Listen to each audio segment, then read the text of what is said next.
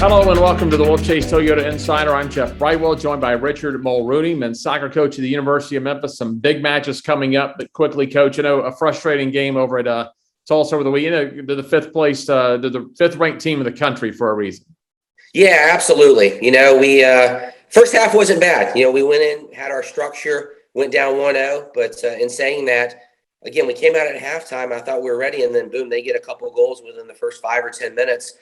And we lost our structure. We just it was the first game in a while since probably the beginning of the year where we just had individual mistakes that we got punished for, didn't necessarily finish our chances. And we didn't have that many of them, to be honest with you. I give credit to Tulsa for the way they played, but we just sort of lost our way. And it's concerning for the fact that this late in the season, you don't want that to happen. But at the same time, it's been a while, and sometimes you need that wake up call that we're not invincible. And I didn't think the guys thought that, but just to let us know that we got punched in the mouth and we didn't react well. So we got to regroup now. Give credit to Tulsa for that. But in saying that, we have to move forward. We got game versus Temple this Wednesday and obviously USF this following Sunday. How's practice been, the meetings, or when you've gotten together the last couple of days since that Tulsa match? Because you mentioned you've got a lot riding on the line. You're still in good position right now. I know sometimes a match like that, when it's 5-0, can really go either way. It can serve, as you mentioned, a punch in the mouth, and now you refocus, or it can put you back on your heels. What kind of sense do you get from the team? Yeah, disappointment. I think the guys know, and the staff too. We all got beat on last Friday night. It's on all of us. I think we're disappointed because we let a good opportunity to go by against a good team. Mm-hmm. But having said that, they beat us soundly. We're not going to make excuses for it, but I think the guys still know that we're better than we showed. Obviously, we'd love to have the opportunity to maybe meet them again in the tournament, but we've got to earn that. Nothing's been given. We still have to get our way into the tournament first off. But at the same time, I think the guys know that we just didn't show up, and that when you do that in this conference this late in the season, you're going to take a beating like that. So the confidence is still there, but I think the guys have to realize that from this point forward, we've got to be consistent with our play on the field, taking care of the details on the field and off the field. But at the same time, the group's still there. When we've come up with some big wins, the guys know that we're capable of anything at any time. But unfortunately, as we saw the other night, we're capable of possibly taking a loss in a bad fashion too. And hopefully that's a lesson learned. All right. So when you take a look at the standings, and this leads into this week because you got Temple on Wednesday, USF over the weekend on Sunday. Right now, you're still sitting in fourth with 9 points. That puts you 3 points clear of USF. Right now, you're 9 points clear of Temple. The top four going to the tournament right now, nothing guaranteed.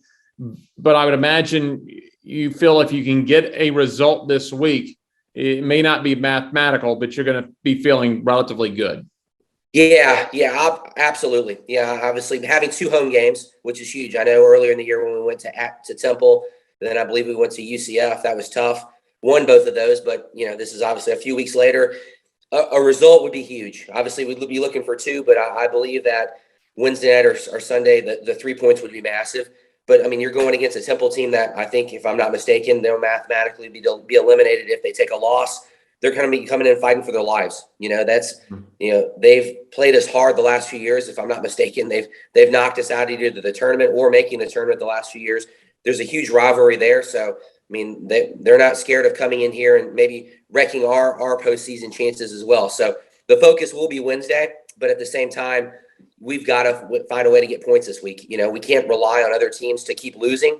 We control our own destiny, and whether it's 3 points, 4 points, or 6 points, I think we're capable of any and all of that. But at the same time, we've got to find ways to add to our point total, and it starts Wednesday night.